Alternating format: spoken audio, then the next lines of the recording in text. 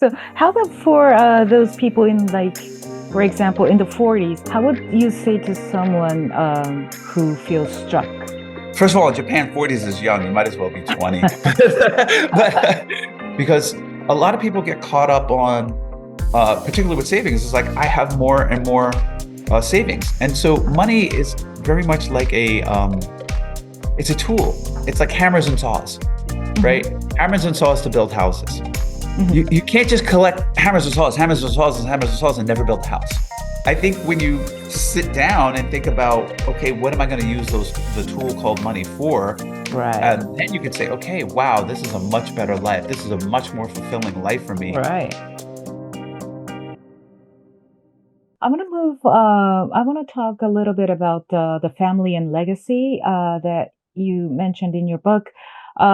In Japan and I think elsewhere, I think there's a strong sense of responsibility not to be a burden later in life. And so, how can people balance living now with preparing for the future? Those are the two things that I think, it's very honorable not to want to be a burden on society and your kids. And it's very honorable I think, to pass on wealth and help your kids out. The question is that if you're really trying to help them, you got to get the timing right. Right, Right. right. This book is very much about timing, right? Hmm. Hmm. When do you spend your money? At Hmm. what point should you be spending it down if you plan on dying with zero, right? And Right. die with zero, I meant dying with none of your money, not your kids' money. Money Mm, that's in your head for your kids is theirs. So we should right. separate it out and give it to them at the appropriate time, and then focus on our own thriving, and I see. surviving. And Okay. the other thing is that one of the things that your kids inherit, we talk Hmm. about inheritance, right? Okay. Hmm. What is the purpose of an inheritance? What is the purpose of money? We talked about it earlier. It's a Hmm. tool, and it's a Right. tool to drive your fulfillment, right? Exactly. Would you say that spending time with your parents doing fun activities is a fulfilling activity, Mm. right? That Hmm. would be something fulfilling, right? Yes, of course. And would you say that the time you spend with your parents um, provides memory dividends that will last you for the rest of your life? Right. So one of the things that you pass on as an inheritance to your kids Hmm. is the time you spend with them doing interesting and fun things, you know? Exactly. Right. Hmm. Right? And so the idea of just, I'm just gonna save this money and give them the money when they're later at 80, 70, whenever you die, and people Hmm. tend to live longer in Japan, right? So it could be Exactly. 70, 75, right? Right. And so versus the inheritance I gave him is I took him on trips, and we went to dinner, and we went to the Hmm. park, and we had water balloon fights, and we did all these fun things. And these are memory dividends that they have of me that will keep paying long after I'm gone, right? Because that drives Hmm. their fulfillment, right? We also agreed that those experiences would be filling in the moment and also pay dividends. We have to think about that too, Right. right? Right. Uh-huh. That is part of their inheritance, Uh-huh. right?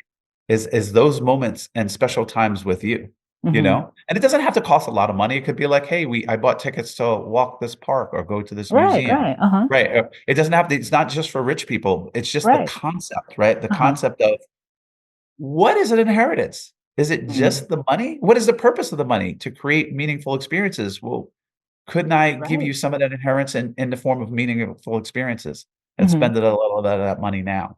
Mm. And you know, what is the purpose of giving you money? To help you out so that you can have a fulfilling life. Right. Right. Hmm. Well, when is the how, when when should I give that money so I have the most fulfilling life? Right. Hmm. So these questions come up, and you can ask them all kinds of ways, and you keep coming to the same conclusion. And that's Hmm. kind of like, one of the concepts that's in the book. Right. Uh-huh. I strongly agree. Okay, so I want to go back to some questions about the how you frame risk Right. uh, in your within your idea. So again, you've made some bold life choices, not just your choices, I think, in the poker table, but Mm. yourself in the career and everything. So, simply asking, what's the riskiest decision you've ever made? Wow. I think, oh, wow, the riskiest decision. I haven't really put it that way. I think, when I say risk, a lot of people immediately think money, right? Right, right. Making Uh-huh. money. But some of the risk, and then the second one's, I think, physical. Right. Like, Mhm. oh, I went skydiving, right? Mm. That felt That risky at really the is a time. risk. Right. Felt risky at the time. But also there's emotional risk, right? Like, do you say I love you first? Or are you Mm. vulnerable with I somebody see. to make a human Mm. connection, et cetera? Mhm. And so I would think you know, the riskiest decisions, I think they actually didn't go well. I tried to develop an LNG import facility in El Salvador, and I'm not from Oh, El okay. Salvador a long time ago, and it didn't go well. But I Mm. didn't die. I was Mm. able to recover, etc. Mhm. I think, there's many types of risks people take that they seem very scary, and particularly financially. And when I talk to young Right. people, Uh-huh. but I think the biggest risk out there that people take, and they're generally afraid to take, are ego risk I see. because most people that I talk to that, they're college educated, have a good education, et cetera, they can Mhm. always go get a job, Right. right? It Mhm. might not be the job at, the position they wanted. They might be a waiter, they might be a garbage man, or it might be whatever, Mhm. but that's an ego risk. It's not a survival risk, right? And so I think, the biggest risks that people take or don't take are generally related to their ego. I They see. don't take the job, or they don't invest in this, or Mm. they don't say I love you first, right? Or Mm. they're not vulnerable with the person that they would like to be with, is because Mhm. they're afraid of rejection, or they're Mhm. afraid of having their station and their status in life going down because they're working Mm. somewhere else, et cetera. And I think for a lot of people, not all, but for a Mhm. lot of people, that is the thing that paralyzes them I see. from taking the activity that would be much more adventurous, would Mhm. have a very good risk reward, a more fulfilling life, Mm. is either, the fear of loss, or the fear of loss of status, or their fear of the ego. And I generally think that most people who are competent, college educated, that can Mhm. go get a job anywhere, the biggest risk is ego risk. There Mm. are obviously people that like, hey, I don't have my survival number set up, and if I lose this job, I'm homeless, Mm. right? Like, I'm not talking about those people, right? In general, but by and large, most of the people that I've talked to, Mhm. the risk is not the money. Mm. Risk is the ego, you I know? see. I think Mhm. everybody who's on this call right now could be a waiter, or could be Right. a garbage man, or could get a job, like, could get some sort of job, right? Like, Mhm. it's not the job they want, and they would hate that, right? But that Mhm. would be just a little bit there. They're not gonna not survive, or they could probably even get a job laterally in Mhm. another company at the same maybe small salary down, right? Like, not Mhm. even as bad as I'm saying, right? And Right, at the right. time when I was taking big risks, like trying to work on the exchange floor, waiters made more money than me. So it's Mm. actually negative risk, right? Like, I would, the opportunity, I would actually have made more money being a waiter at the time, Mhm. when Mm. I was working. So, like, taking the chance to making less money, being a clerk, working on exchange floor might have seemed risky to some, but I thought it was like, no, this is a great investment in future opportunity. It's Mm. worth the reward. And I so, see. You also mentioned the concept of asymmetric risks, where the upside is greater than the downside. yeah, yeah, you Right. definitely like when the ability of a young person to recover, Right. and you see whenever you listen to uh someone's story who's made it, there's Mhm. always a great story of like, well, I was sleeping in a garage and I didn't make it. I got fired from this job, this happened, et cetera. And they were younger and they're able to recover, right? And so Right, they right. I Uh-huh. started this company, et cetera. And so Uh-huh. the the the the risks were asymmetric for them.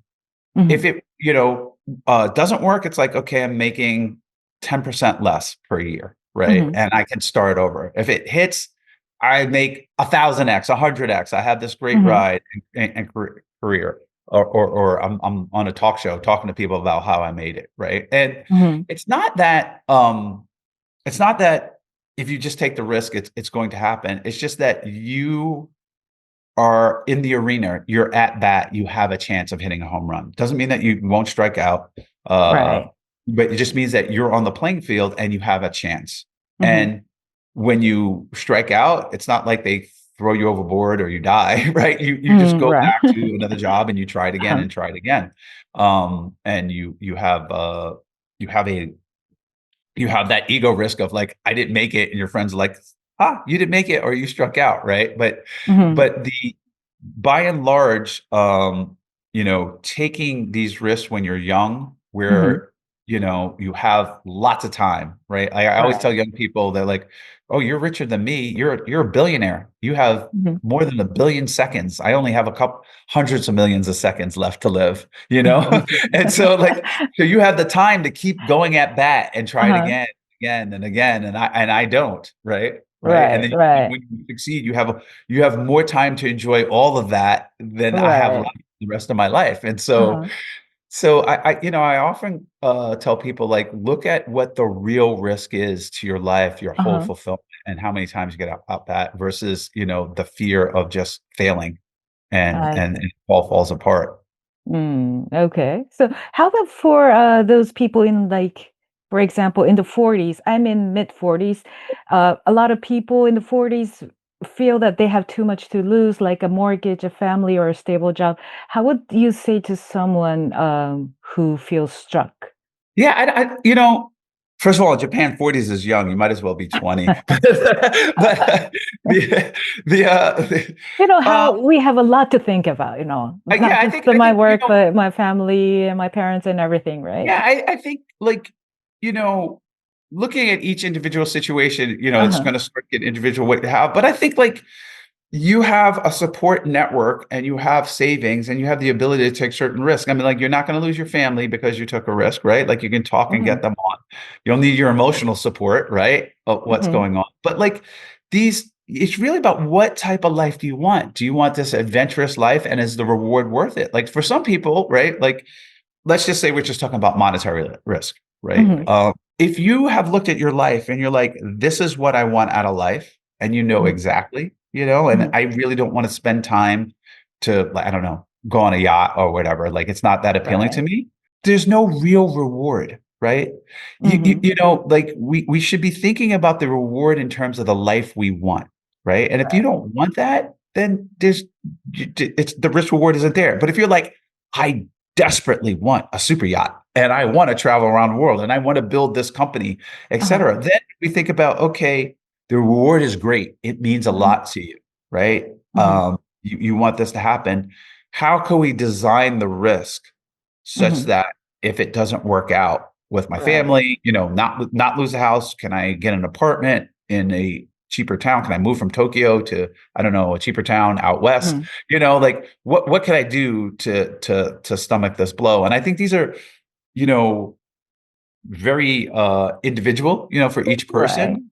But I think that the main thing is to have the mental models to think about what is the real reward, right? Because a lot of people get caught up on, particularly with savings, is like, I have more and more savings. And so money is very much like it's a tool. It's like hammers and saws, right? Hammers and saws to build houses. You can't just collect hammers and saws, hammers and saws, and hammers and saws and never build a house, right? That would be wasteful, right? And so in this example, the hammers and saws of money is for you to build a fulfilling life. And a lot of people just keep collecting hammers and saws. They never build a house. Right. And I would say that risk is not worth it. Why would you take a risk? Why? And you might find a culture completely risk averse if all they do is save. Because if I get the money, I don't use it for anything. It's just saving. And if I lose it, then it's gone, right? And then that has an emotional aspect of it, right? So like, it has no use except for sit in the bank, and I have an emotional loss if I lose it. Right. But if the money is for something, there's actually a real reward there. Right. There's a big giant reward. And so I think that idea of risk, and what your risk appetite is, can be derived from how you use money, and do you actually use it? Does it drive fulfillment?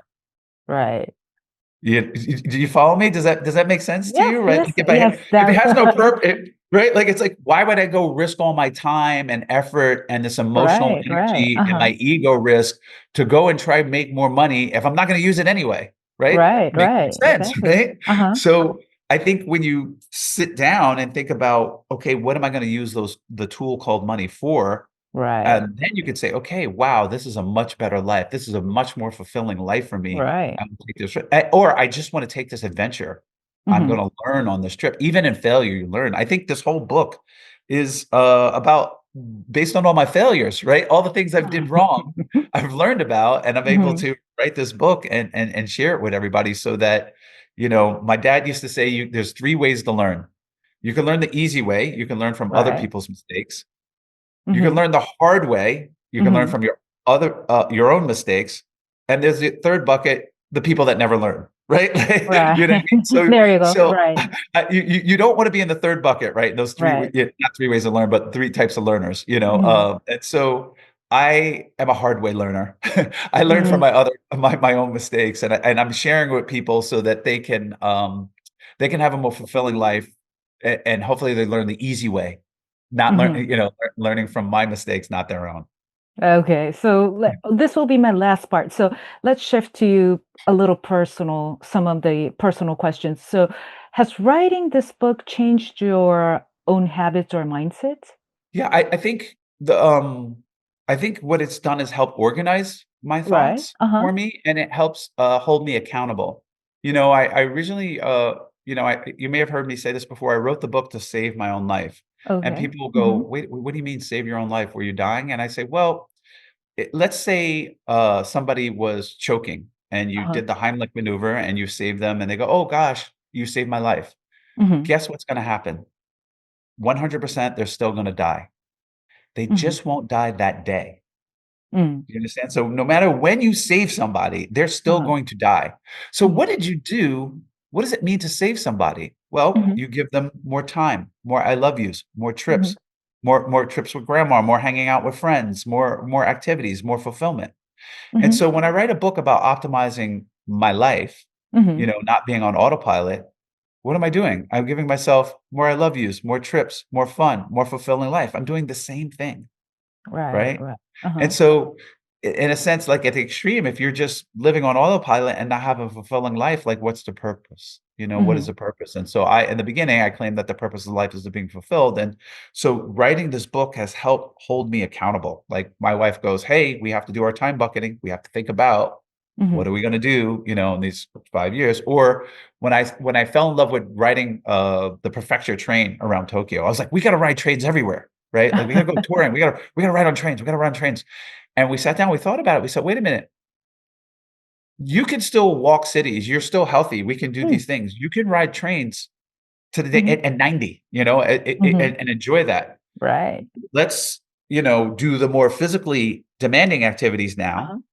and then the less physically demand activities later. And it doesn't mean we can't ride any trains right now, but like we should Mm. focus more on things like safari or walking, Paris or walking cities, et cetera. And so the book helps me Mhm. um, apply my own principles. Like some people journal, you know, Right.